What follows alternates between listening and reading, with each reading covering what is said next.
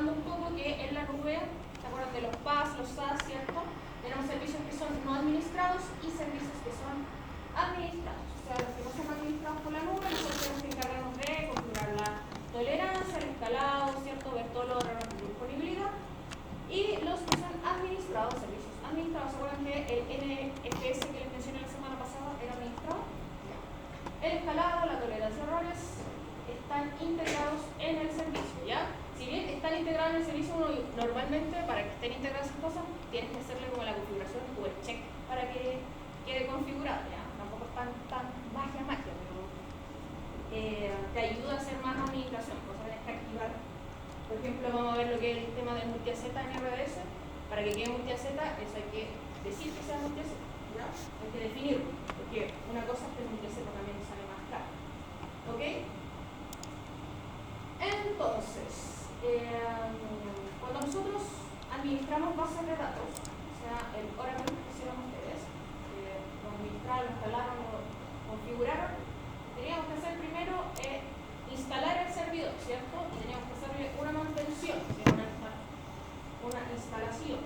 Eso normalmente lo vamos a instalar en un data center, ¿cierto? En un servidor único o quizás en algún servidor virtualizado. Y vamos a usar energía, vamos a usar ahí huella energética, como dice ahí. Corriente, luz, agua, ¿cierto? Los data centers igual ocupan hasta agua. Y vamos a tener que encargarnos también de hacer la instalación de parches de ese software, tanto el sistema operativo como los parches del motor de la base de datos, ¿cierto? Y de cualquier otro software que puedas tener allá adentro relacionado. No sé por qué tengo un símbolo, yo ni fumo. Parece que usé esto en un cumpleaños, parece que usé para prender las velas. Las velas. El cumple. Ok. ¿Qué también tenemos que hacer? Copias de seguridad, ¿cierto? Y, buenas, configurar la alta disponibilidad de la base de datos, ¿cierto?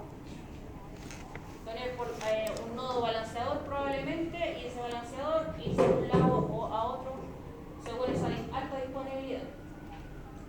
También tenemos que poner límites en escalabilidad, entregar seguridad a los datos y la instalación. Bueno, yo volví a repetir lo del sistema operativo. Arriba era como la parte del motor y abajo el sistema operativo. Pero acá en AWS existe alguna herramienta como para que la base de datos no se corrompan, cosas así, como especial o sí. Aparte de lo de Snapshot. Están los snapshots y bueno, vamos a ver algunas cosas que tienen que ver con replicación y ese tipo de cosas, ¿ya?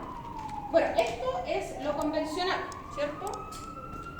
Por otro lado, tenemos la nube de Amazon RDS, ¿cierto? Que es un servicio administrado. Ahí entramos con el concepto administrado, que configura y opera una base de datos relacional en la nube. Entonces tenemos los usuarios que pueden estar en la nube o pueden estar on-prem, ¿cierto? Vamos a tener servidores de aplicaciones ahí, un JBoss o cualquier cosa que sea el front de la aplicación, que puede ser tanto como on-prem en la nube. Y por la parte del backend, puede haber más servidores backend y también normalmente detrás de ese backend también está la base de datos.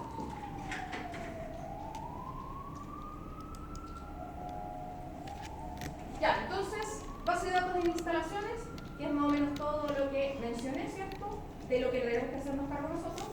El optimizado, la disponibilidad, parche, todo lo que ya mencioné, ¿cierto? Cuando instalamos nuestro dataset o en nuestra sala de servidores. Después, otra forma de instalar en la nube es con la base de datos en S2, ¿ya? Ustedes podrían hacer, igual como instalaron su Oracle acá en el Virtual Machine del VMware, podrían hacer lo mismo e instalar esa base de datos arriba en la nube, ¿ya? De S2. Lo que sí, te va a tener que hacer cargo de todo lo que serían los parches del software, al configurar alta disponibilidad, que podría ser quizá un poco más complicado hacer eso, el escalado, hacer las copias, todo lo que tengas que hacer, te tienes que hacer cargo. ¿De qué se va a hacer cargo AWS? De mantenerte la máquina encendida, ¿cierto? Que no se apague la luz en el data center, ni que se queme tu máquina virtual. Energía, climatización, red, se van a hacer cargo de eso. Así que también podríamos tener, pero tenemos más carga administrativa, ¿ya? Igual se menciona, a pesar de decir, oye, pero esto se encarga de todo. Así ¿para qué voy a usar eso si tengo esto? ¿Ya? Pero puede haber que por temas de compatibilidad de software, todo ese tipo de cosas, tengamos que acudir a este tipo de base de datos, ¿ya? Por eso igual se menciona. Pero en general nos vamos a ir por RDS o por Amazon Aurora, que lo vamos a ver al final, en el cual tenemos todo eso cubierto, ¿ya? La energía, los parches, instalaciones de software, los parches de la base de datos, los parches del sistema operativo, las copias de seguridad, ya esas copias por defecto sí o sí te va a hacer el snapshot diario por 7 días mínimo, ¿ya? Eso es por defecto, siempre va a ir. Y la alta disponibilidad. La alta disponibilidad, según el check, si le ponemos multi-AZ o no, ¿ya? Si no le ponemos multi-AZ no nos va a quedar en alta disponibilidad, ¿ya? Y eso lo tenemos que definir dependiendo del ambiente que estamos usando. A veces siempre en el ambiente de desarrollo, cuando están recién creando el software, siempre lo dejan sin alta disponibilidad porque es más caro y están recién programando. Probablemente ya cuando pasemos a un ambiente ya de pruebas, de staging, ahí levantamos ya alta disponibilidad porque ahí ya se tiene que poner a prueba que la alta disponibilidad esté funcionando. Y obviamente en producción también. Y lo único que tenemos que hacernos cargo es de la optimización de nuestra aplicación. ¿Ok? Bueno, ahí lo menciona un poco más grande, lo mismo que decía al otro lado, un poco más grande. Nosotros en qué nos vamos a ocupar en optimizar nuestra base de datos. Nosotros no nos hacemos cargo de lo que va adentro de nuestro motor. Nosotros vamos a crear una base de datos dentro de ese motor, o dos o tres, dependiendo del motor que ocupemos, y nos vamos a encargar de meter la información, sacar la información, hacer todas las queries, los joins, la programación, todo lo que necesitan dentro. Ustedes se van a hacer cargo de eso y también de mejorar esos diagramas, esquemas, ustedes se hacen cargo, ¿ya? El resto está cubierto, ¿ya? No tendríamos que hacer esa instalación que aprendimos en el primer curso de base de datos, que nos hacían instalar en un Linux, bla, bla, bla, configurar el puerto y no sé qué. Ya, eso ya lo vamos a dejar cubierto ahí. Ok, las instancias de RDS van a ser muy similares a las instancias de S2. De hecho, los nombres van a ser muy similares, con la diferencia que al frente le van a poner DB, T.2000, ¿ya? T.db, T3.medio, ¿ya? Tenemos la clase de la instancia, la cual nos va a definir la cantidad de CPU virtuales, ¿cierto? Memoria y rendimiento de red. Y por otro lado, aparte, también tenemos que elegir nuestro tipo de almacenamiento, ¿ya? Que va a ser siempre un SSD, a diferencia del otro lado, que en uso general podríamos tener HDD. También tenemos opción de magnético y también configurar las IOPS provisionadas, ¿ya? Mientras más IOPS, más caro, ¿ya? Eso lo pueden calcular con la calculadora. Dígame. En cómputo está la diferencia entre la TT, la M y todo eso, porque una están destinadas a cierto trabajo específico. Aquí va a ser lo mismo, ¿no? Sí, sí. Son... O sea, ¿cuál es la recomendada? Hay una para base de datos, para Aurora, a lo mejor hay una para Postgre, hay otra, para otra y otra. Mira, más que... Porque mira, ahora vamos a definir 4 y más que elegir la instancia. El tamaño de la instancia simplemente va a depender de la cantidad de carga que le vamos a poner adentro, ¿ya? De si va a ser más grande o no, si le vamos a poner más CPU más rápido. Ahora, si vamos a elegir Postgre o qué cosa, eso es otro tema que también vamos a tocar. Son como temas aparte de qué base de datos vamos a elegir, ¿ya? Pero acuérdense que... bueno, aquí están. Bueno, MySQL, Aurora, Microsoft SQL Server, Postgres, MySQL, MariaDB y Oracle son los motores que son compatibles con RDS, ¿ya? Después vamos a hacer un pequeño check de lo que es Aurora, porque Aurora no tiene todos los motores, tiene solamente 2, ¿ya? Eso lo vamos a ver después. Entonces, cuando vayamos a instalar, tenemos MySQL y básicamente nosotros vamos a elegir, dependiendo del software, qué motor vamos a ocupar, ¿ya? Porque hay algunos software, mira, este software es compatible con MySQL. Yo lo que he visto en mi experiencia, como a nivel empresarial, las empresas cuando tienen que elegir base de datos se van por Postgre, ¿ya? Porque es la como de licenciamiento libre que tiene un rendimiento más a nivel empresarial, ¿ya? Si vamos a hablar empresarial y queremos que nos rinda siempre, ¿qué es lo que van a elegir? El Red Hat, ¿cómo se llama? Poner el Red Hat o el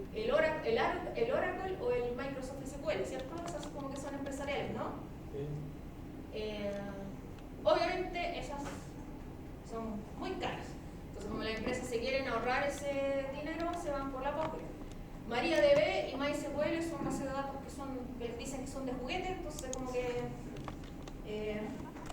no se van tanto por eso. Igual sirven, yo no era DBA, pero a veces me tocaba hacer algunas cosas en base de datos y tenía que usar los MySQL porque eran las más simples y hacían cosas que tenía que hacer yo con esa base de datos. Claro, por eso nosotros vamos a elegir esa base de datos dependiendo de la necesidad. Entonces, si va a ser un software empresarial, como que se va a usar en una gran compañía, probablemente nos vamos a ir por el Postgres. Obviamente quizás va a ser mejor un Microsoft SQL o un Oracle, pero la licencia, normalmente mi experiencia, cuando me toca proyectos con Microsoft SQL, me encuentro las facturaciones de esas licencias, es súper caro. Sí, pero sí es más barato que quizás encargarte tú de la mantención y todas esas cosas y tenerlo en tu data center, sí es más barato, ¿ya? O sea, si yo lo comparo a que alguna vez vi las cotizaciones como de Sonda, por ejemplo, yo siempre pregunto eso, que yo veía las cotizaciones de Sonda y salían mega caro mantener nuestro servidor MySQL. Y a veces hay que hacerlo, pues, si, acuérdense que hay leyes y cosas así, nosotros hay que mantener los datos y hay que rentarlo ahí, ¿ya? Aunque sea más caro, todo va a depender de la necesidad. Entonces normalmente los Microsoft son súper caros, Oracle no me ha tocado ver tanto, la verdad, siempre Microsoft, y los Microsoft siempre me tocan cuando me presentan proyectos que son monolíticos. No sé si ya ¿conoce la diferencia entre el monolítico, un software monolítico y un software de microservicio? Bueno, el microservicio, contenedores, ¿vieron algo de contenedores? Para lavar.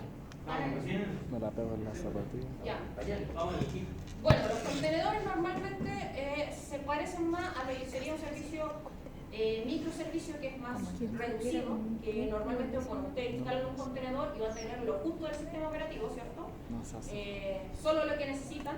De hecho, si le hacen telnet o el BIM, probablemente no lo tenga dentro del contenedor porque no está instalado, porque tiene lo mínimo. Solo lo que necesita, entonces uno pone un software chiquitito ahí. Y entonces los microservicios, como que ya este pequeño software va a ser para esto, no sé, para la autenticación del usuario. El segundo software, el segundo microservicio es para que vea el saldo, ¿ya? El tercer microservicio es para que pueda imprimir certificados de los. Entonces son como los microservicios, uno tiene separado toda esa aplicación. También una aplicación monolítica es que tienes un software completo y esas tres funciones que yo les mencioné las tienes todas en uno, ¿ya? Entonces mi experiencia cuando tenemos aplicaciones monolíticas que vienen, siempre se aplican en Windows Server. Las aplicaciones microservicios normalmente son más Linux, ¿ya? Van para Linux, usan EKS o usan los temas de contenedores. Y las monolíticas, yo siempre las he visto más, no digo que sea siempre así, pero es lo que me ha tocado a mí en la experiencia nomás. La he visto más lo que son software en Microsoft Windows Server, ahí vienen esas aplicaciones monolíticas, que a veces no se pueden, sí puedes configurarle alta disponibilidad, pero no puedes configurar de repente el auto-scaling más fácil, ¿ya? Le puedes poner alta disponibilidad, ¿ya? Pero el auto-scaling es más complicado porque a veces esos software siempre van ligados a licenciamiento y cuestiones, entonces ahí se nos hace un poco más complicado, ¿ya? Normalmente ese tipo de software que vienen programados para Windows Server son compatibles con estas aplicaciones de Microsoft SQL. Entonces, todo va a depender. Normalmente esos son software empresariales. A mí que me ha tocado trabajar me ha tocado como trabajar como en retail, banco, ¿qué más? AFP. Hay software empresariales que compran que vienen hechos, ¿ya? Vienen ya de una marca que te la vende, ya, este es mi software. Entonces, y mi software es compatible con esa base de datos, ¿ya? En esos casos hay que ocuparlo.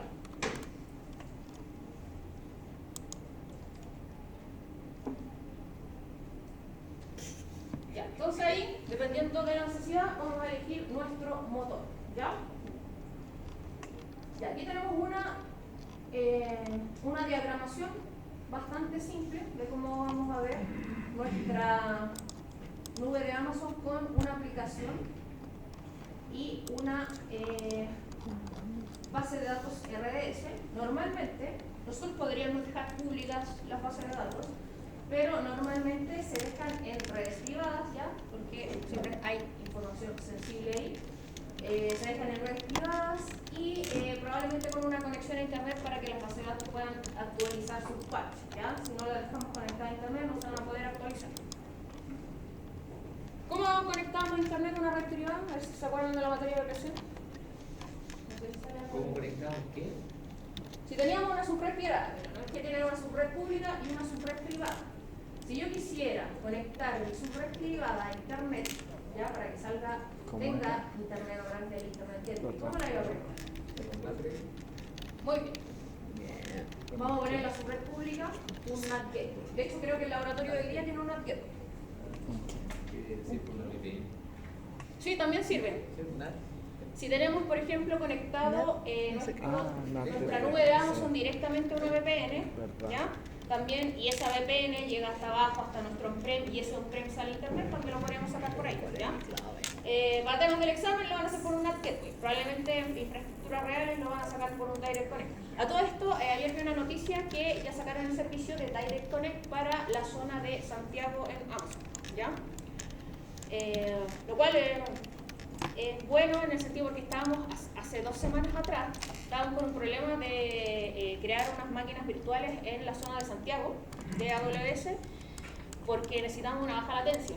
El problema es que no teníamos cómo conectarlo directamente, no teníamos como el software de VPN para hacernos la conexión directa a Santiago, porque no valía la pena como ya nos vamos a Santiago, después nos vamos a dar la vuelta a Virginia y de Virginia volvemos a Santiago, no tiene sentido. Entonces estábamos levantando unas POC de VPN así como de estas open source nomás para hacer las pruebas, a ver si podíamos sacar el software por ahí para hacer la POC nomás. En el caso de que funcionara la POC, ahí iban a comprar el appliance necesario de Fortinet o lo que sea, compras el appliance para que pueda salir a internet directo. ¿Y ahora funcionaron hace poco? Antes de ayer salió la noticia. La leí, creo que el profe Rodrigo la publicó en LinkedIn. No sé si lo tienen ahí en LinkedIn. Yo uso LinkedIn para enterarme de ese tipo de noticias. Así que sacaron la zona Santiago, lo cual nos solucionaría, obviamente, contratar el Direct Connect. Oye, Direct Connect contratemos, sale plata, sí. Y acuérdense que la implementación del Direct Connect, ¿cuánto era? ¿Acuerdan cuánto tiempo se demoraba aproximadamente si íbamos a implementar eso? 1 mes.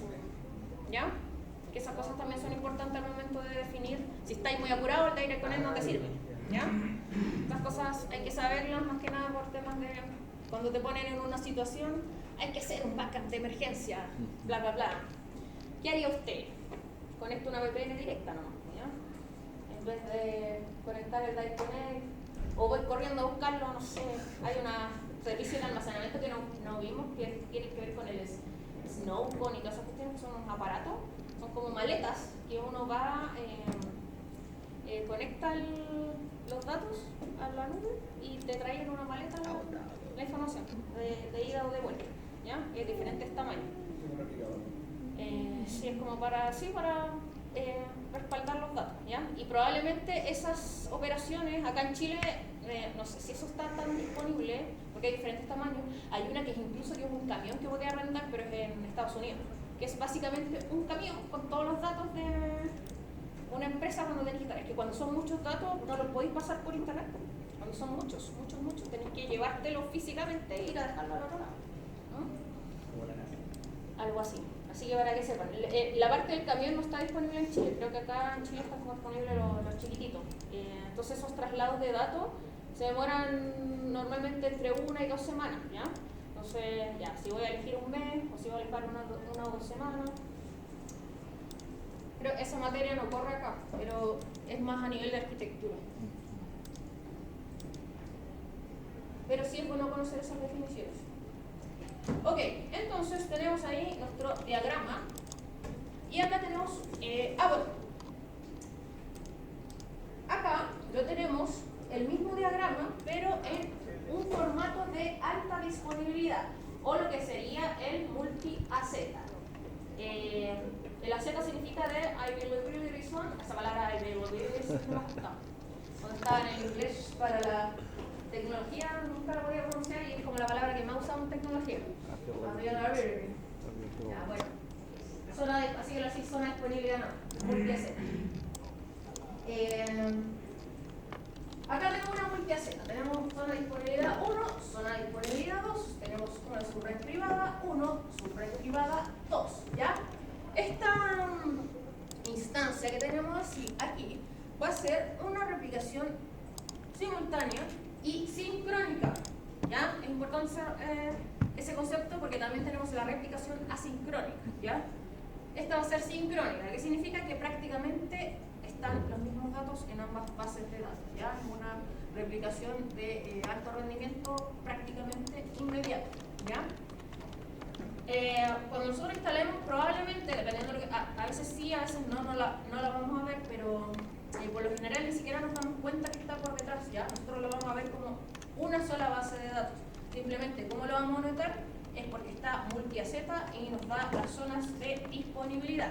Esa máquina está inmediatamente al tiro dispuesta que en caso que se caiga, se muera.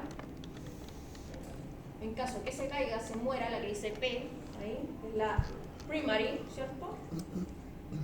Si se muere la primaria, está hecha para que inmediatamente levante a la segunda máquina y esa máquina que está en espera se convierta en la principal, ¿ya? Eso en el caso que se muera esta máquina. Ahora, si se muere la zona de disponibilidad, probablemente también se muera la aplicación de arriba, ¿cierto? Porque está en la misma zona, ¿ya? Entonces, a nivel de arquitectura, lo más lógico es que todo eso que está en su red pública de arriba también lo repliquemos acá, ¿ya? Acá no estamos solamente enfocando en la base de datos, pero les menciono por el tema de su proyecto, ¿ya? Ya, esa es una multiaceta, ¿ya? Si vamos a hacer alta disponibilidad, vamos a hacerla así y normalmente lo vamos a ocupar para despliegues que van a ser productivos o quizás también pueden ser ambientes de QA para ver que esté funcionando. En cambio, la versión de una zona de disponibilidad, esa, la de una zona de disponibilidad, va a ser como más un ambiente de desarrollo, ¿ya? Este es más barato, este es más caro, ¿ya? La otra forma que tenemos de configurar esto es una réplica de lectura, ¿ya? Las réplicas de lectura no es lo mismo que multiaceta, ¿ya? Tienen que tener claros esos conceptos. Base de datos single aceta, base de datos multiaceta y lo que sería una réplica de lectura, ¿ya? Entonces, esta instancia que es la primary, le vamos a sacar una copia que va a ser una réplica de lectura, lectura L, solo se puede leer ahí, ¿ya? No podemos, si vamos a hacer cambio en la base de datos.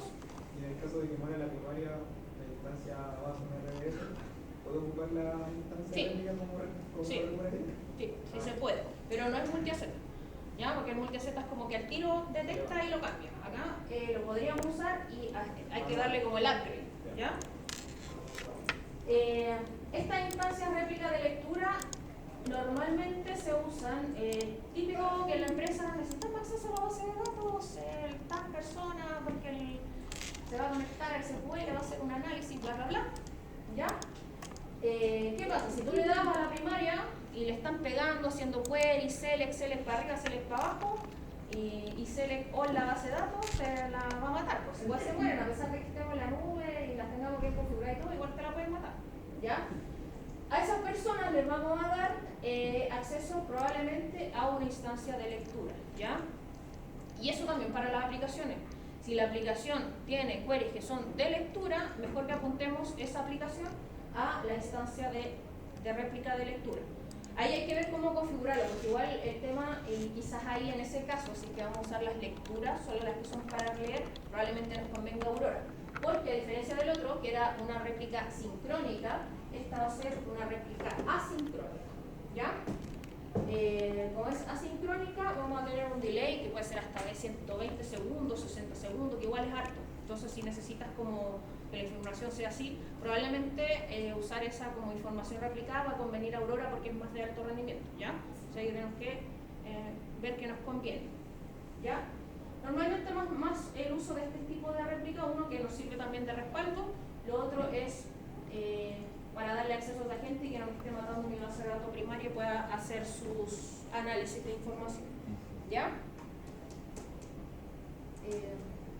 Bueno, ahí está todo lo que dije. Ofrece replicación asincrónica, Se puede promover en principal, ya no lo inventé. Utilización de carga, base de datos, lectura intensiva y reasignación de consulta. Ya, estoy bien, viste, me acuerdo. Yo di el examen hace un año de arquitectura. Sí, hace un año, no, quizás hace 10 meses por ser. Ya, ok. Casos de uso para RDS, aplicaciones web y móviles que requieran alto rendimiento, estabilidad, alta disponibilidad. También aplicaciones de comercio, ¿cierto? Como retail, bases de datos que son de bajo costo, igual son más baratas las RDS que una Aurora, pero Aurora es más cara, ¿ya? Seguridad, solución completamente administrada, así que nos quita esa carga. Y también para juegos online, capacidad de crecimiento rápido, escalado automático y monitoreo de bases de datos. Acá con el tema de juegos de móviles online, hay otra cosa que les quiero mencionar, porque hay algunas cosas de funcionalidades de juego o de otras cosas también que las podríamos hacer con bases de datos no relacionales, que también lo vamos a ver aquí, pero también juegos de online. Por eso lo menciono, porque el caso de ustedes tiene que ver con juegos, ¿cierto? Para que lo consideren. Entonces, si tenemos transacciones o consultas complejas, probablemente nos conviene usar RDS, ¿ya? Si la tasa de consulta es de esta 30.000 IOPS, ¿ya?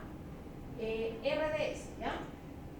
Si vamos a trabajar en única partición, RDS. Alta durabilidad, RDS. Si no cumplimos con eso, o sea que las tasas de lectura son más grandes, ¿ya? Acá estábamos hablando de 30.000, acá te estoy hablando de 150.000. Si son más grandes, probablemente no nos convenga RDS, ¿ya? Y ahí vamos a entrar a lo que va a ser lo que son las bases de datos no relacionales, ¿ya? Ahí se nos cacha mucho de no relacionales, no lo vieron en la materia. Aquí vamos a aprender juntos. Pero a mí igual me toca trabajar con estas bases de datos no relacionales que son de más alto rendimiento, ¿ya? Y por eso quería hablar del tema de la base de datos para los juegos. Si tenemos fragmentación cruzada porque es muy grande el tamaño de las bases de datos y altas demandas de rendimiento, no nos va a convenir RDS, ¿ya? Tiene que ser muy rápido, ¿ya? Probablemente quizás ahí vamos a elegir Aurora o una base de datos no relacional dependiendo sea el caso. Si vamos a hacer consultas que son simples, ¿ya? Que son unos get o unos put que son súper simples. Get es como cuando uno consigue la información, el put cuando le vamos a insertar, ¿cierto? Que son transacciones que vamos a hacer en ella. Si son simples, una base de datos no relacional la puede configurar. Y si necesitamos personalización del sistema de administración, tampoco nos va a convenir RDS. Cuando tenemos personalización, esto me suena a que la máquina, la base de datos la tenemos que instalar en un S2, ¿ya?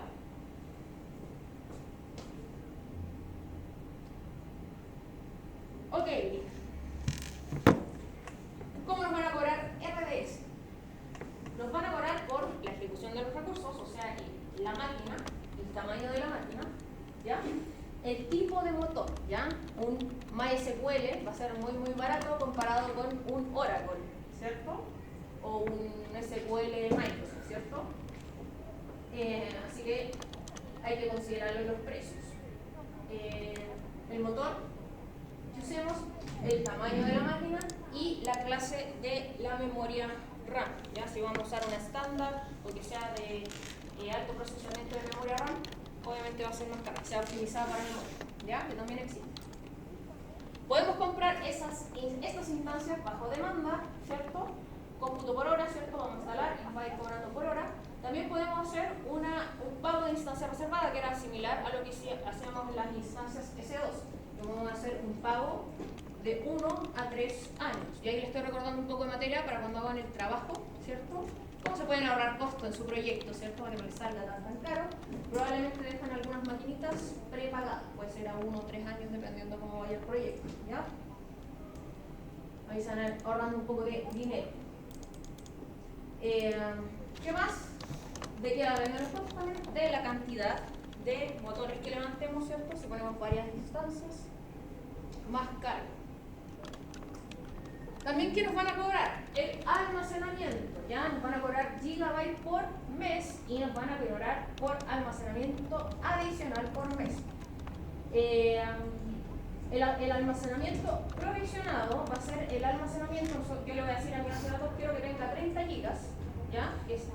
Yo reservo inmediatamente sus 30 gigas, pero también puedo elegir almacenamiento adicional que va a ser de copias de seguridad. Y también tenemos un almacenamiento que, por ejemplo, yo tengo mi base de datos de 30 gigas, pero en el caso que me quede sin esos 30 gigas, necesito una de las cosas que se pueden hacer automáticamente para hacer crecer nuestro tamaño, decirle que crezca a 100, ¿ya? Y ese va a ser mi límite máximo de si es que necesito autoescalar el disco, ¿ya?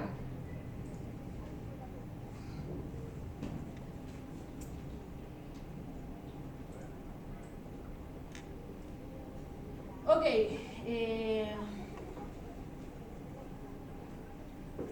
tipo de implementación y transferencias de datos, ¿cierto? La cantidad de solicitudes de entrada y salida que se hacen en la base, ¿cierto? Esto es lo mismo que lo que entra y lo que sale, depende de eso también el cobro y el tipo de implementación. Nos van a cobrar cargos de almacenamiento, si lo vamos a tener en una sola de disponibilidad o en varias zonas de disponibilidad. Ya ponerlo en dos zonas de disponibilidad ya aumenta prácticamente el doble el precio, ¿ya? El otro día yo estaba haciendo unas cotizaciones de un proyecto que estaban haciendo y me dijeron, hoy esta base de datos que ya está prácticamente están como productivos, y fue como una cosa rara, así como hoy están productivos, pero nunca supimos que estaban productivos. Y resulta que el proyecto como lo levantaron como una POC, pero ahora es productivo. Entonces resulta que yo voy a mirar, era un MS de Microsoft, el SQL de Microsoft, y resulta que hoy hay que ponerle la alta disponibilidad. Y resulta que para ponerle alta disponibilidad tengo que cambiarle la licencia, porque tenían, en un lado tenían una Express Edition, ¿ya? Y tenían una versión web. Para las que son compatibles con alta disponibilidad, en este caso eran la estándar o la Enterprise. Entonces, obviamente la Express Edition y la web es más barata que la estándar y la Enterprise, ¿cierto? Porque ya Enterprise te suena caro, ¿cierto? La cosa es que, claro, pues yo calculé, mira, oye, hay que poner alta disponibilidad esto, si esto está productivo, ya no, ¿qué vamos a hacer, pues? Y les mando, mira, esta es la cotización. Así igual que ustedes están calculando, así le dice la calculadora, mira, esto más o menos va a salir. Y hay que cambiar la licencia, y lo otro, que el tamaño, eso es importante. Que, por ejemplo, no todos los tamaños de las máquinas son disponibles con alta disponibilidad, ¿ya? Para que tengan ojo con eso. No sabría decirles de memoria cuál sí y cuál no. Solo podemos ver en la calculadora de costo. Entonces, si tenía una 3 micro con licencia estándar, no me es compatible con multiasset, ¿ya? Tenía que ser un poco más grande, tenía que ser por lo menos una M5, no sé qué, de ahí para arriba sí me aceptaba, porque muy chico no aguanta, ¿ya? Eso va a depender del motor. El caso de la Microsoft tenía esa exigencia, porque por ejemplo la MySQL no me daba la misma exigencia para tener alta disponibilidad, si era chiquitita igual me dejaba, ¿ya? Entonces cuando vayan a elegir un motor hay que fijarse en ese tipo de cosas, ¿ya? Bueno, aquí tenemos el laboratorio que lo vamos a hacer con el break. Y la sección 2 corresponde a Amazon DynamoDB, ¿ya?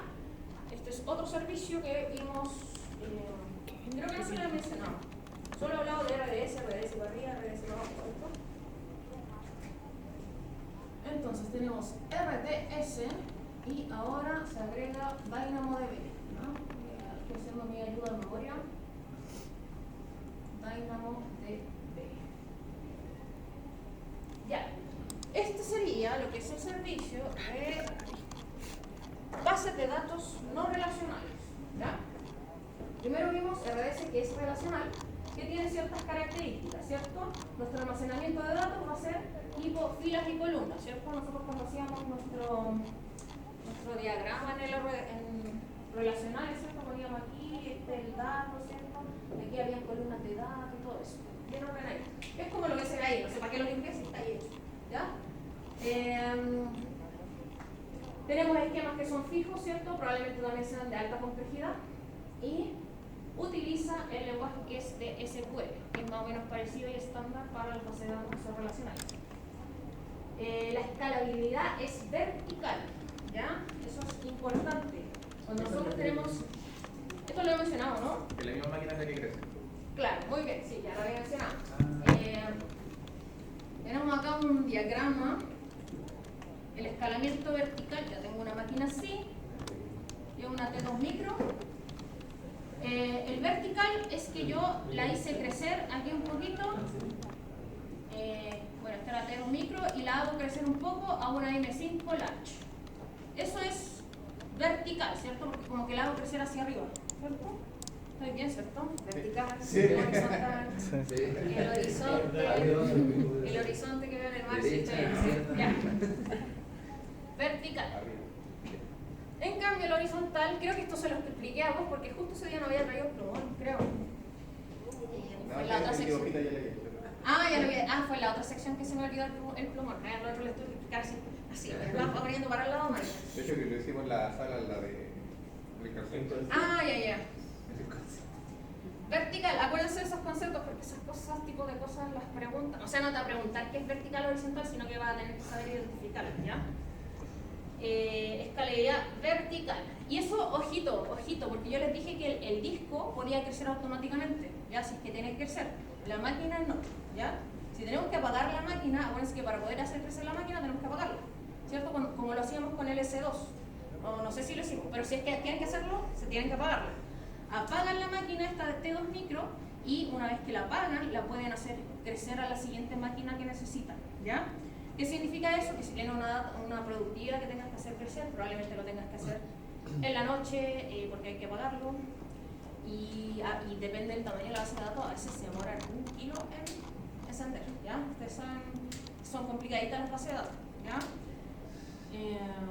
Me acuerdo, yo tuve que hacer cuando empezó el tema de los retiros de la FP, tuve que agrandar la base de datos en la noche al doble del tamaño, solo por si acaso, porque no lo necesitamos, pero por si acaso.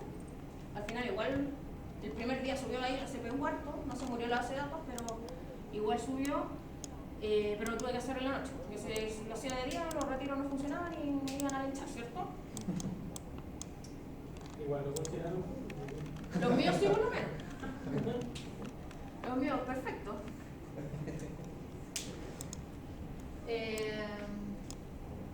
Ok, entonces hice crecer la máquina. Y el horizontal, que bueno, acá la no relacional no aplica tan así, no vamos a ir creando las máquinas al lado porque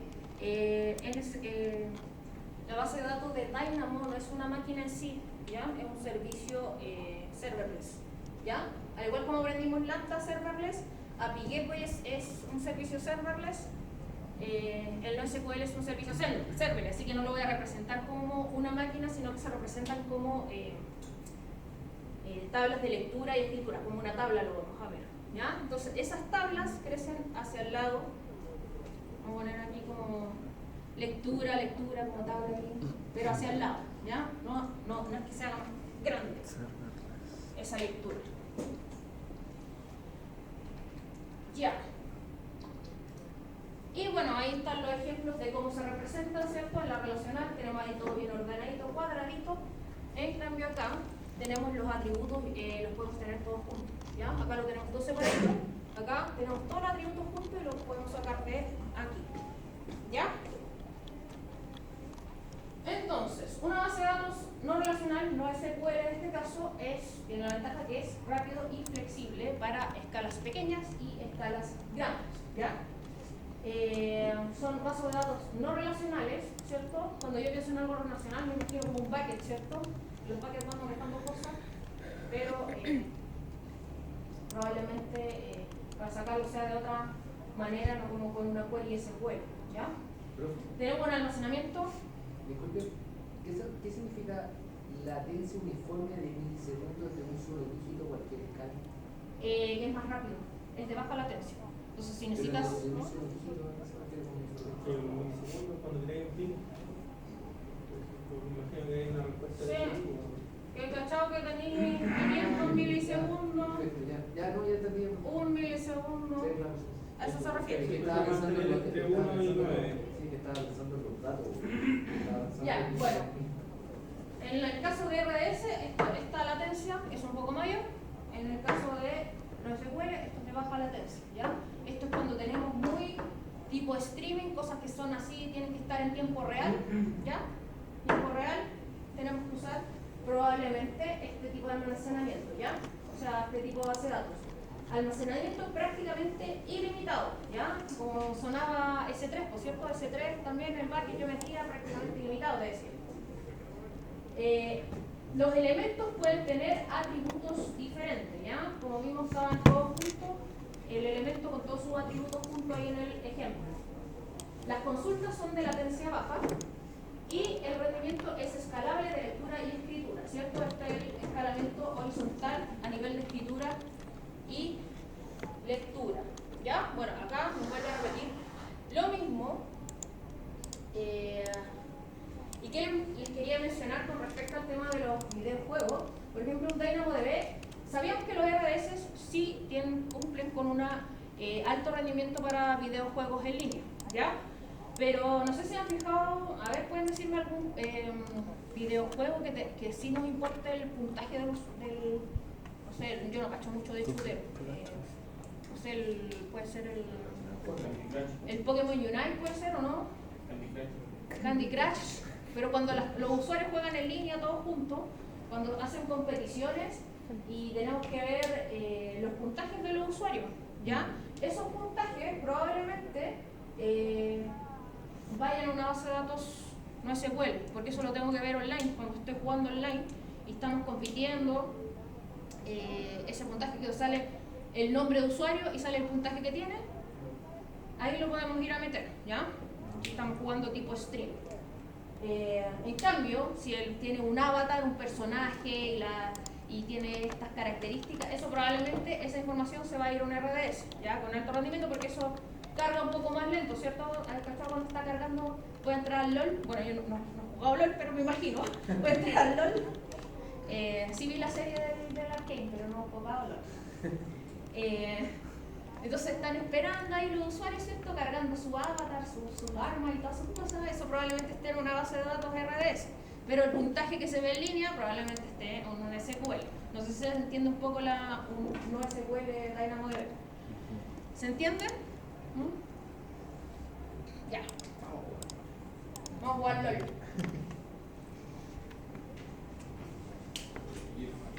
Ya. Ok, entonces los componentes principales de DynamoDB son tablas y atributos. Ya vamos a tener un atributo, es como el tema de los tags. Los tags es como una especie de tabla de DynamoDB. ¿Ya?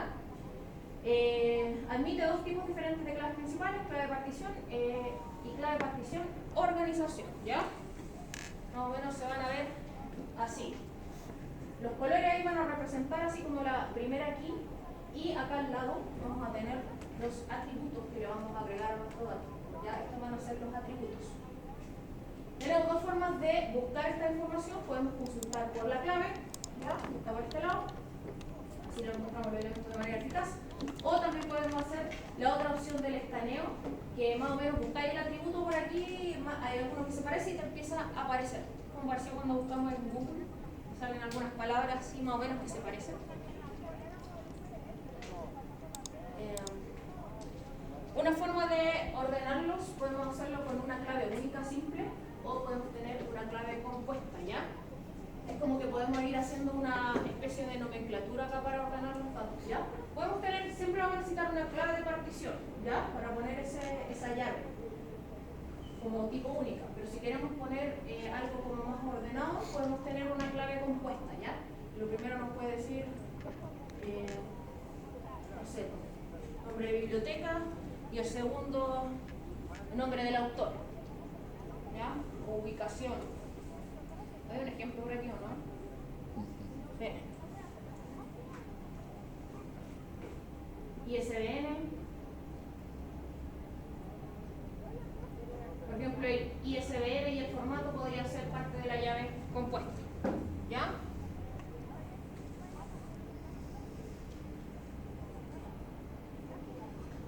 Ok, entonces, DynamoDB lo vamos a ejecutar exclusivamente en SSD. En RDS también usamos principalmente SSD, pero también habían opciones de cinta magnética y todo ese tipo de cosas. Dynamo SSD porque tiene que ser lectura rápida, ¿ya? Almacenamiento. Son compatibles con modelos de almacenamiento de documentos y de clave valor, ¿cierto? Una clave, un valor, como un tag. Podemos tener réplicas de esas tablas en regiones, ¿ya? Eso no lo había mencionado, lo podemos tener en regiones para que sea un poco más rápido, ¿ya?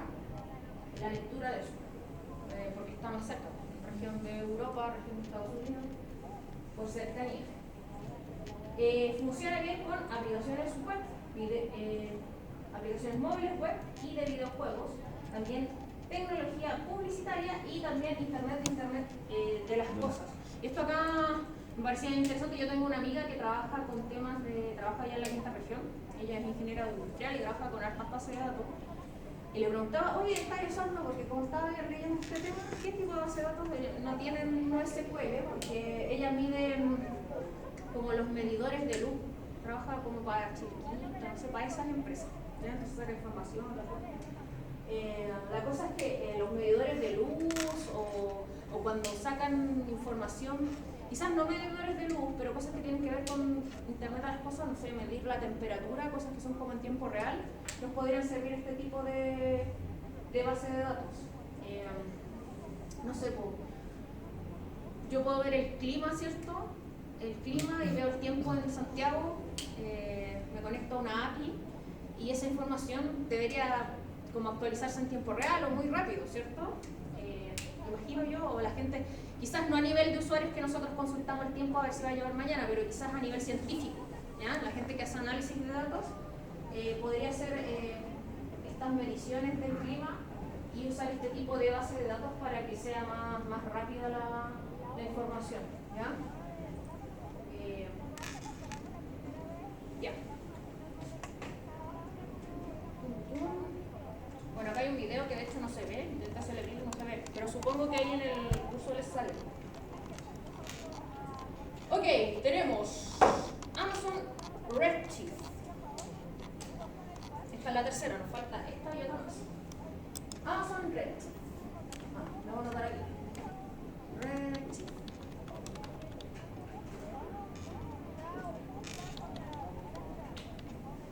Ok, este servicio es un almacenamiento de datos que funciona rápido y de manera sencilla, simple. Lo que sí, configurarlo un poco tedioso porque lo vamos a usar. Bueno, también es rentable, ¿cierto?, para empresas pequeñas que quieran consolidar su información. Ustedes saben que los datos vienen de muchos lados, dentro de una compañía hay varias bases de datos, ¿cierto? A veces tengo bases de datos que me entregan acá una información de la bolsa de valores, ¿cierto?, por acá, por este lado, y acá tengo los saldos de los clientes, y claro, necesito como comunicar esa información de alguna manera porque necesito hacer algún análisis. Hay áreas como de inteligencia de datos y todo ese tipo de cosas que se dedican a leer esa información, o también otras aplicaciones.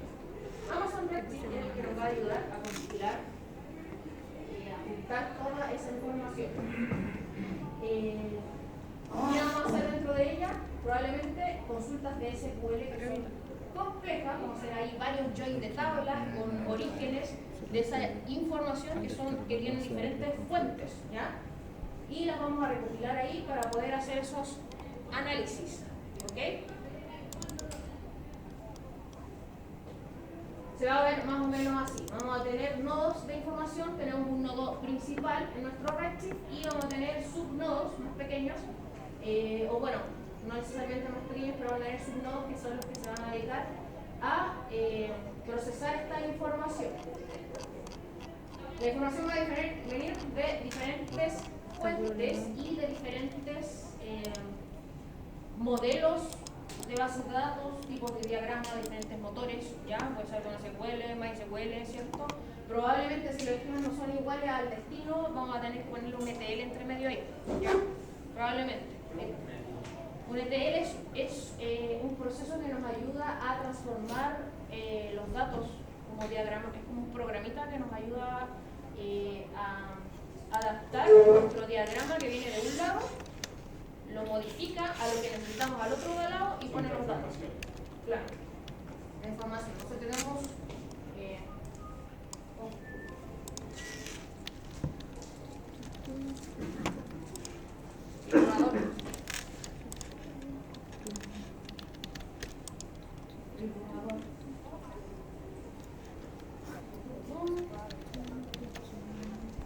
entonces tenemos el RDS, MySQL, ¿cierto? Está en una VPC, También podríamos tener acá el on-prem, ¿cierto? Una base de datos on-prem que tenemos abajo, que también me ha pasado. Tenemos acá otra base de datos, ¿cierto? Que va a ser un MySQL. Y todo lo vamos a juntar. A ver, vamos a poner que este RDS es Oracle, ¿ya? Oracle. Entonces, el Oracle y el MySQL a nivel de motor y probablemente ver cómo configuramos el diagrama, que estas son quizás bases de datos diferentes que tienen información diferente. Tenemos que hacer esa transformación. Entonces, primero probablemente esto va a pasar por un proceso aquí. Vamos a ponerle aquí el ETL, ¿ya? ETL, hacer esa información. Esto puede pasar, no es que sea obligatorio, pero probablemente sí ocurra, ¿ya? A veces hay ETLs que son de alta complejidad y que hay empresas especiales que se dedican a hacer este tipo de programación de ETL, ¿ya? A veces hay ETLs que son más chiquititos, que lo hace el programador de la empresa así, bien simple, su Python loco, y con eso le funciona. Eso depende del tamaño de la base de datos, los datos que quieras procesar, también haces esa transformación y probablemente lo vamos a llevar acá a este lado, ¿ya? Amazon tiene servicios para poder facilitar este tema de ETL, ¿ya? Y lo vamos a llevar a nuestro Redshift probablemente. Podemos pasar de un ETL, no obligatoriamente un Redshift, podemos pasar de un ETL a otra base de datos donde queramos recopilar todo. Acá lo vamos a pasar a Redshift porque Redshift es donde vamos a tener nuestro Data Lake de información para poder hacer esa administración de los datos, información de los datos. Ventajas que tiene Redshift, que lo podemos administrar, lo podemos monitorizar y lo podemos escalar, ¿ya? Escalamiento automático. Podemos administrarlo dentro de él. Y lo ideal, que estos ETL estén automatizados, ¿ya? Porque yo he visto que hacen el ETL y todo y lo andan cargando a mano, ¿ya? Y de repente te dicen, no, es que los datos. Y a veces hay gente que te dice, necesito que los datos estén cada 30 minutos que me lo actualicen, ¿ya? Y de repente hacer ese tipo de carga es demasiado para bases de datos muy grandes. Entonces, por eso, esto tiene que hacerlo gente que sepa hacerlo, que no se vaya a echar la base de datos, ¿ya? Porque a veces pasaba, a mí me tocó el ETL chiquitito, el tipo sacaba todas las noches la base de datos completa, así. Y después ya la base de datos empezó a crecer tanto que ya llegaba a las 8 de la mañana y todavía no terminó el proceso. Y a las 8 de la mañana ya la gente está ahí trabajando, está haciendo sus cosas. Tengo la base de datos incendiada, ¿ya? Entonces, normalmente estos crecimientos son de tipo incremental y no sé qué, como para que vaya haciendo de a poco. Entonces, ese tipo de cosas hay que monitorizarlas. Ok, Redshift es compatible con clientes SQL y herramientas de inteligencia empresarial. ¿A qué les suena eso? Inteligencia empresarial. El famoso programa que ocupa la gente. ¿Cómo se llama el Power BI? El Power BI. Y si no tenemos Power BI, ¿qué probablemente va a usar la gente? Excel. La base de datos, o sea, en Excel, por supuesto. Probablemente esté aquí, ¿cierto? Entonces, nuestro Redshift se va a conectar a alguna de estas herramientas. Hay más herramientas, pero estas son como las más conocidas, ¿cierto? Clásico, bueno, podemos conectar nuestro Excel a la base de datos y extraer información de ahí y hacer nuestros análisis, o también con Power BI. También hay otros software que tienen que ver con estadísticas y datos cuando quieren sacar datos más complejos, ¿cierto? Que se usan en carreras como auditoría y ese tipo de cosas. No recuerdo el nombre ahora, pero existen. Y ese tipo de software también los podemos conectar a la base de datos para sacar información que viene de diferentes fuentes, ¿cierto? Vino de mi Oracle de acá y mi MySQL que está on-premise. Casos de uso, nos sirve de una forma para migrar a los clientes, ya que esos clientes que yo les puse una réplica, ¿cierto? Para que leyeran directo. Ahora ya no tienen que ir a esa réplica que yo les puse ahí, deberían ir a buscar la información al data lake que yo les puse. ¿Qué más? Podemos experimentar con él, ¿cierto? No tiene gran costo. De hecho, cuando empezamos Amazon, cuando tú usas por primera vez a usarlo por primera vez el servicio, te deja usarlo gratis por un tiempo. Creo que son 2 meses si no me equivoco, si quieres experimentar con el servicio, ¿ya? Y lo otro que igual es más barato, a diferencia de contratar un data lake a alguna empresa externa, el precio, porque estas implementaciones igual son caras, ¿ya? Entonces si tú eres un negocio más pequeño, igual probablemente, a pesar de que igual es caro, me acuerdo que nosotros teníamos uno chiquitito una vez, la primera vez que levanté uno, igual nos salía como $400 mensuales, ¿ya? Pero igual era barato para lo poco que hacíamos en él, era barato, en vez de tener que arrendarle a Sonda. Nos convenía eso así porque estábamos experimentando. De hecho, eso te dice, experimentación sin gran costo por producción, estábamos experimentando, así que nos convenía en vez de tener que pagar la millonada.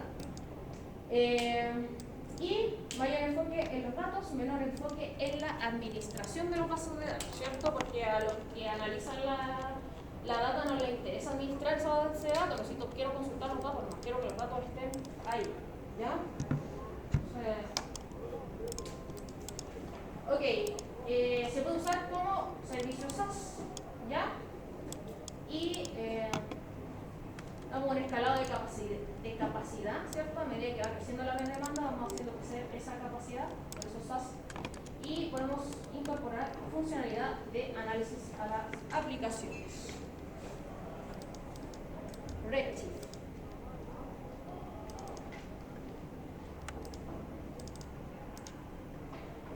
Bueno, ahí está el resumen. Cifrado integrado, eso es importante, ¿eh? ¿Ya?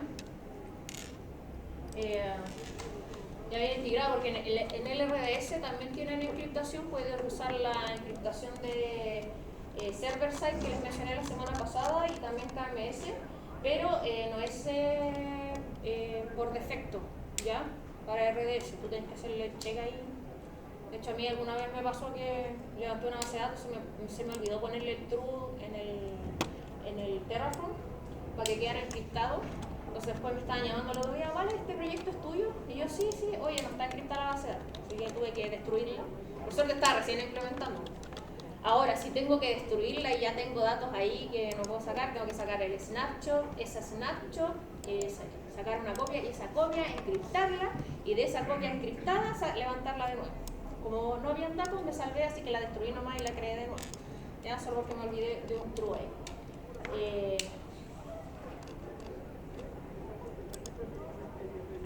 Ya, Amazon Aurora. Este es uno de los servicios que más me ha tocado ocupar. Que es un servicio de AWS, esto es como marca Amazon, una marca de AWS registrada por Amazon Aurora, que es una base relacional de clase empresarial, ¿ya?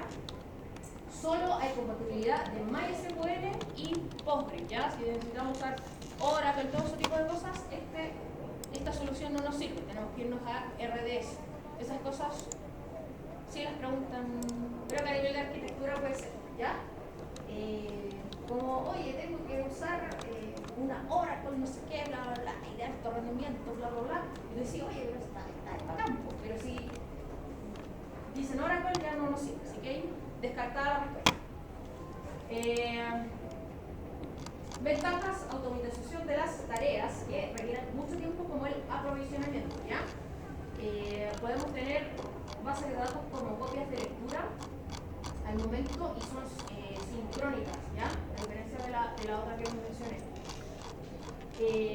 Podemos hacer detección de errores y reparación, ¿ya? Esta es una base de datos de alto rendimiento, ¿cierto?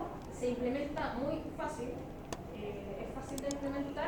Tenemos la versión aprovisionada y tenemos la versión serverless, ¿ya? Las versiones serverless van a ser más baratas, normalmente las vamos a ocupar en ambientes de desarrollo para que solamente cuando se vayan a conectar crezca la máquina, va a ser más baratita.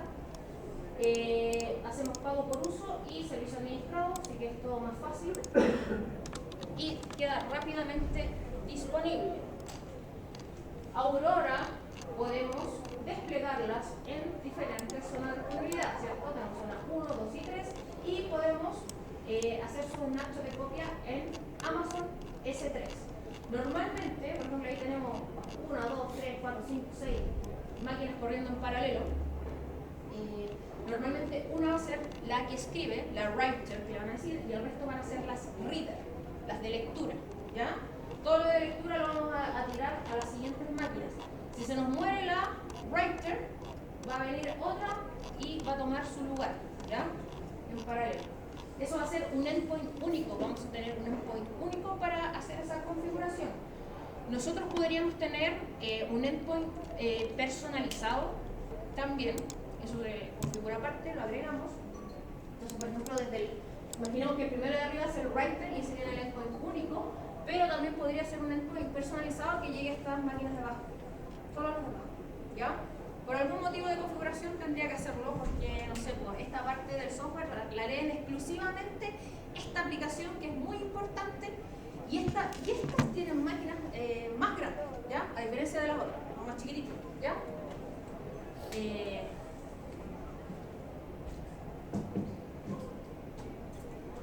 Ya, entonces, si se produce un error en la base de datos, normalmente uno ocupa, además de la snapshot, los archivos de registro para rehacer esa información. En el caso de Aurora, esto es como casi ni se siente, porque están todas las máquinas funcionando automáticamente, la base de datos reader. Entonces prácticamente esa restauración no hay que hacerlo porque está sincrónico completamente, ¿ya? Lo que sí, nosotros vimos en el ejemplo que habían como 6 máquinas en paralelo, obviamente mientras más tengo, más caro, mientras más caro, acuérdense de eso siempre, ¿ya? Entonces, grandes ventajas de Aurora, que como podemos tener todas esas máquinas en paralelo, nos da alto rendimiento y escalabilidad, ¿ya? Esa escalabilidad puede ser horizontal, a diferencia de RDS, ¿ok? Nos da durabilidad de los datos, podemos darle nivel de seguridad en diferentes niveles, hay que acordarse que son compatibles con MySQL y Postgres, y nos da administración total, ¿ok? Entonces aquí nos pone algunos casos, ¿ya? De pensar cuáles son los requisitos que voy a ocupar. Si yo necesito una base de datos de clase empresarial, puedo irme por Amazon RDS, ¿ya? También podría irme probablemente por Aurora, ¿cierto? Si es que necesito alguno de los motores con los cuales es compatible.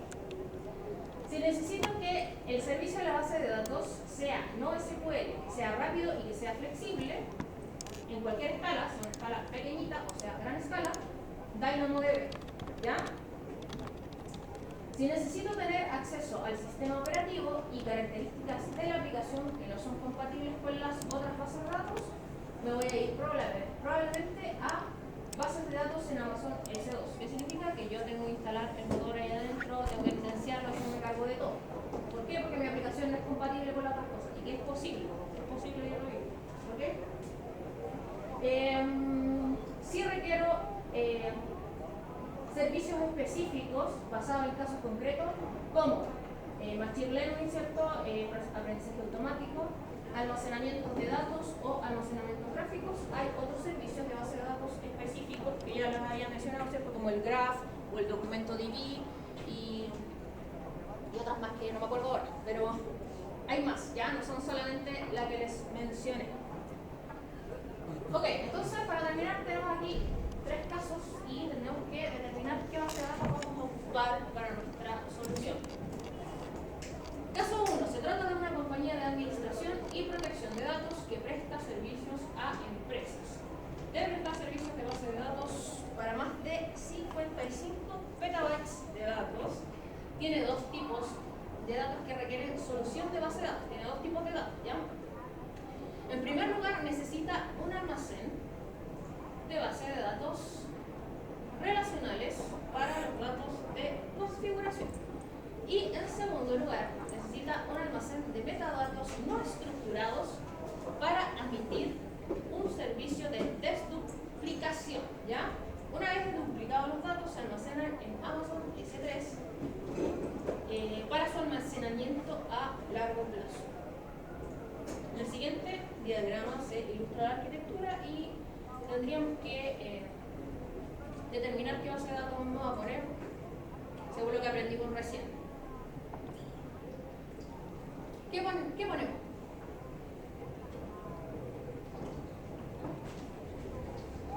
Una base de datos relacional. No, porque hay una instancia de S2. RDS. RDS. Sí. Una RDS. Sí. Ya relacional. ¿Cómo la chata? A ver. Y eso que no puse que te La primera no puede ser Dynamo porque pide relacional, pero podría ser la segunda. Esta de acá. Dynamo acá. Sí, Dynamo vaya. ¿Ya? ¿De acá? Y ahí.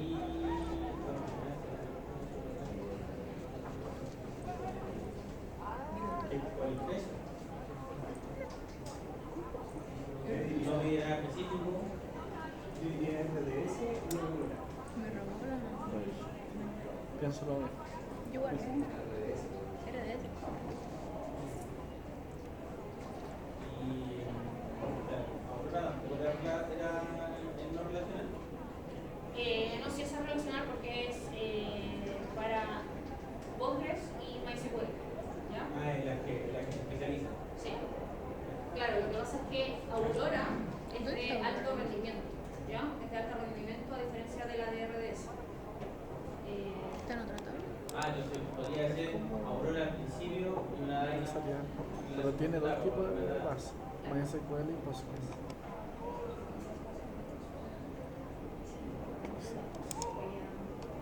Yo acá, a la de arriba, dejaría un DynamoDB. ¿Qué opinan ustedes? El de acá. ¿Qué opinan ustedes? Ah, por el S3. Porque y son la C. metadatos, ¿po? ¿Qué son los metadatos? Son clave valor, ¿o no? ¿Son clave valor los metadatos, no? No mandó, no nada de concepto de base. Ya, pero ¿qué son los metadatos de un archivo? Es que la información es la información Y claro, y normalmente esos son datos clave valor, ¿cierto? Como Claro, etiquetas. autor, no, la fecha, tanto. Claro. Claro. Yo también estoy haciendo un curso de Microsoft con SharePoint y cosas así, también estamos viendo de cosas de metadatos. Metadatos como que clave valor. Poníamos un almacén de datos, poníamos, a ver, Porque está súper bueno el ejemplo de un archivo. Poníamos- Autor, fecha de creación, sala. ¿Qué sala está? B204. V204. Yo entiendo los metadatos como etiquetas. La otra No sé si está bien. B205. Parece porque hay una etiqueta. Esos serían como metadatos. Clave valor. Bases de datos de configuración. Ahí me dijeron que los datos eran relacionales. Acá podría ser una Aurora o podría ser un RDS, pero hay un pero. Este diagrama, esto está en la nube de AWS. ¿Dónde está esto? En 8 ramas. Ah, Estamos nice. prem, ¿cierto? Vamos fijándonos en esas cositas, a leer los diagramas. O sea, eso puede ser cualquier base de datos relacional que tenga un prem, ¿cierto? Y que yo me hago cargo de ella. Usted habló también de cómo se llama Entonces, de una máquina de S2. Sí. ¿Quién era Rex? Claramente porque nosotros estamos cargando ahí el programa de base de datos. Y eso era ¿no? Sí, pero igual esto podría ser ese dos, ¿ya? Pero uno y lo otro que son un montón de datos y esto no está fuera de la nube de Amazon. Así que esto ya lo saqué, ¿ya? Ahora, si en el ejemplo no me lo quisieron dar así, yo leo el diagrama, ¿no? El diagrama me lo saca de la nube, esto no está en la nube. Esto está en cualquier lado pero en la nube. Pero ¿Ya? lo de acá sería un Redshift, algo así. No, Como esto que- de acá no va a ser nada de la nube, va a ser una base de datos relacional Puede ser SQL. que va a estar en on-prem, ya ahí ustedes deciden cuál Ah. van a poner, ya va a estar en on-prem, porque aquí el diagrama me lo sacó, ¿ya? Acá yo subo los datos a la nube y los proceso, esos metadatos. Pero si se fija que primero pasa por NS2. Debería haber ido a un Redshift. Claro, seguramente aquí está mi ETL. Puede ser todo. Mi aplicación, mi ETL. Yo tenía un ETL en ese lugar. Si no lo hice yo, sí. Pero puede ser mi ETL. Pero eso le tiene que se encarga de cambiar el esquema. Claro, porque esto acá abajo, ¿qué va a hacer? Va a ser supongamos que es un Oracle, ¿ya? Un Oracle que está en Sonda, ¿ya? Y yo probablemente, yo no voy a sacar toda la información de acá, pues. Yo necesito los metadatos, no necesito todo. Probablemente, estos son muchos datos, porque necesito hacer un análisis específico. Es como lo que les dije de la temperatura del tiempo, ¿cierto? Yo necesito solamente la región de Chile y la temperatura que va a ser, solo eso. Ese va a ser mi metadato. Lo saco de donde sea, lo proceso, probablemente esto es una aplicación que va a hacer el proceso y va a meter a la base de metadatos. Esa base de metadatos va a estar ahí y va a ser un respaldo de la información en S3, ¿ya? El S3 va a ser para respaldo. ¿Están conformes o no? Está difícil. ¿No? Igual aprendimos antes de hacer ¿Les explico, no? ¿Al final cómo lo enviar? Dijo, al final cómo lo Había una solución, pero no sé si hay Sí, respuesta. pues este puede ser, incluso la base de datos que configuraron ustedes ahí en tercer año, ¿cierto? Esta que tenían aquí. Pero acá es Oracle. O una base de datos que tú instales Ahora en un se computador. conectaron a la Ya. nube, Y eso se va a la avanzaron ahí, nube, a un hicieron su S2. transformación de datos, Y ahí hay ETL. una aplicación Ese en el incluso, S2 que si te es un ETL transforma chiquitito, la tabla y la lleva a una esto base de podría datos ser arriba. una lambda. Lo podemos sacar de ahí. Una lambda. Y esa transforma Ya. los datos y los lleva a una base de Siguiente. datos. Tenemos otro caso. En empresa comercial se utiliza un esquema de administración de datos antiguo, ¿ya? Y debe migrar a un ecosistema sin servidores, mientras continúa, sin servidores, o sea, serverless, mientras continúa utilizando su sistema de base de datos existente, el cual se basa en Oracle. También está en proceso de desarmar sus datos relacionales altamente estructurados en datos semi-estructurados en el siguiente diagrama. ¿Por qué pondría Redshift? Porque podemos hacer el TLS, por ejemplo. El ETL, ¿ya? Y eso después quedaría.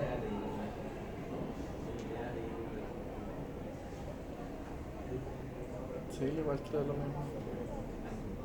Sí, porque tiene una base de datos física que la sube a una lambda y después la va transformando para llevarla arriba. Un Redshift. Claro, porque usted dice, y ahí dice que, ¿cómo se llama? Que la tiene que cambiar.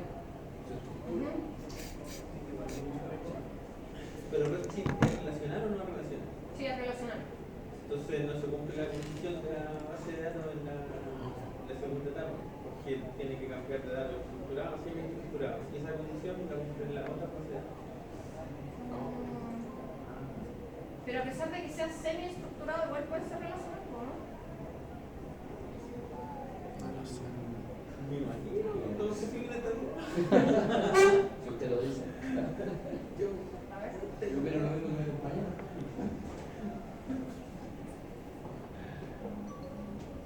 Pero aquí debe haber algo. Estamos entre RDS, estamos entre Redshift y ¿qué otra cosa era? Pero es que a mí la única No trae la respuesta. Ya hace sentido Redshift. por el tema del lo que nos explicó usted del, ¿cómo se llama? De los ETL, Claro. ¿ya? Palabra nueva, le vamos a anotar aquí. ETL, la E viene de extract, la T viene de transform y la L no me acuerdo. Póngale language, ¿no? Sí, a ver, L. Lambda. ¿De qué era la L? ¿Por qué no? Con carga. ¿Ah? Carga.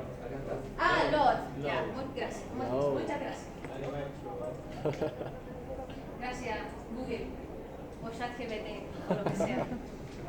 Gracias, Francisco. Ya, load, sí, tiene sentido. Extract, transform y load. Entonces, vamos a extraer, vamos a transformar y load. Ya, sí, Redshift me convence. ¿Alguien se opone? ¿O están de acuerdo?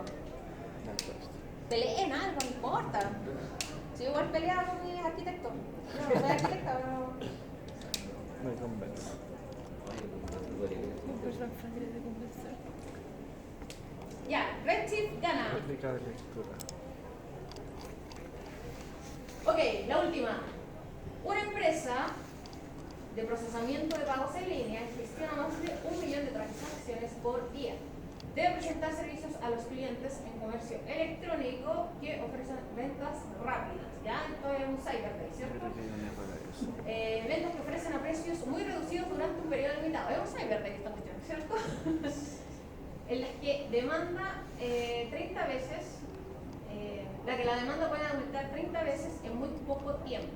Utiliza IAM y KMS, AWS KMS, lo mismo de seguridad, lo mencionamos, es un servicio de encriptación, ¿ya? De la nube, para autenticar las transacciones con las instituciones financieras que necesitan. Requiere rendimiento alto para cargas máximas y en el siguiente diagrama se ilustra la infraestructura, ¿ya? ¿Qué es esto? Que me hablan de Pago, ¿Mm? compra y pago. Yo tengo dos opciones y bueno, yo ya sé cuál es. Aquí ya estoy más, yo sí sé qué es. Tengo dos opciones, puede ser esta Aurora. o esta. Pero es que si es horizontal el crecimiento, tendría que ser Aurora, ¿no? Esa era horizontal. Claro. Es que, profe, pero ¿cómo podemos definir si ocupamos Aurora si es que no tenemos, digamos, no sabemos qué están ocupando? Ah, claro, ahí. Instancias SDK de Ahí, Aurora. buen punto. Buen punto. Entonces, ¿Qué significa probablemente para abrir un ese poco más símbolo y SDK con Sí. 3 la verdad es. Porque también he pensado en Aurora, pero claro, después... Instancia S2 Pero con la 3 RDS también cuadritos. ocupa el mismo esquema de réplica de lectura de Aurora. Es la línea de comando. No, la diferencia es que es asincrónico. No sé si habla de asincronía.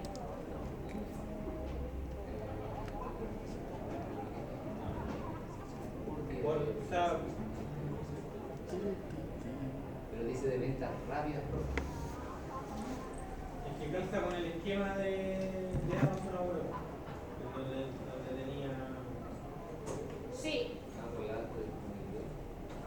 las dos tienen alta disponibilidad. Tanto Redeso como Aurora. Pero parece que No, pero Aurora... el de réplicas de lectura que mencionó antes, que había una base de datos general y en realidad las consultas se iban a copiar de la base de datos. Claro, Claro. Para cargas máximas.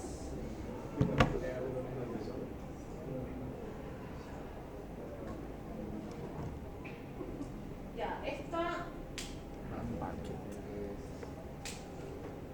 Pero es que, acuérdense que RDS también tiene la instancia de réplicas de lectura. Sí, también lo tiene. Sí, Ah, ambas ya, la tienen. También lo tiene, ya. Ambas la tienen. La diferencia es que en RDS es asincrónica esa copia, entonces podemos que tengamos un delay. Yo he visto, normalmente es como hasta 60 segundos, yo he visto hasta 120, ¿ya? Segundos, entonces tenemos un delay ahí. No sé si eso va a ser problema en este caso. Pago el tiempo. Ventas rápidas. Yo creo que sí es venta, sí, o sea, no podéis vender si no tenía stock. Y el stock de tu producto es Ya, rápido. Ya, a mí me tinca esta, no sé qué opinan ustedes. Sí. Aurora, Claro, por la rapidez. Sí. creo que es más rápido. Sí. Entonces, de hecho, incluso podemos crear ese segundo endpoint donde solamente vayan a consultar exclusivamente esas otras instituciones financieras, ¿ya? Entonces, por ejemplo, mi aplicación la dejo en el endpoint principal Y la aplicación financiera puede ir a consultar al segundo endpoint, que es exclusivo para ellos. ¿Suena bien o no? Pero acá está viendo lo de RDS y dice Amazon RDS también admite la creación de réplicas de lector para MySQL, una réplica de lector. Postgres y Amazon. Un punto final. Sí, po. O sea, Pero se todos tienen refiere a- réplicas de lectura. La Réplica diferencia de lectura es endpoint. que Un punto en final. RDS es asincrónico. No lo va a tener así la información activa. Ah, pues toda la conexión. Claro, es asincrónico. O sea, si es que viene la institución financiera, puede salir con 2 minutos de delay. 2 minutos. ¿Ya? En cambio, si usamos la otra, es más rápido el rendimiento.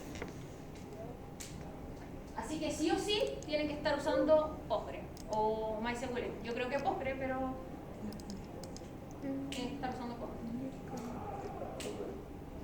Ya. Nos queda el laboratorio, pero lo vemos un ratito. A ver. Presente. A ver, No, pues tenemos que hacer laboratorio. Hoy día es el último laboratorio que vamos a hacer. Es el de La despedida. tercera unidad. Sí. Ya no es por la otra. No, vos tienes que hacer este proyecto. La prueba. Sí, no sé.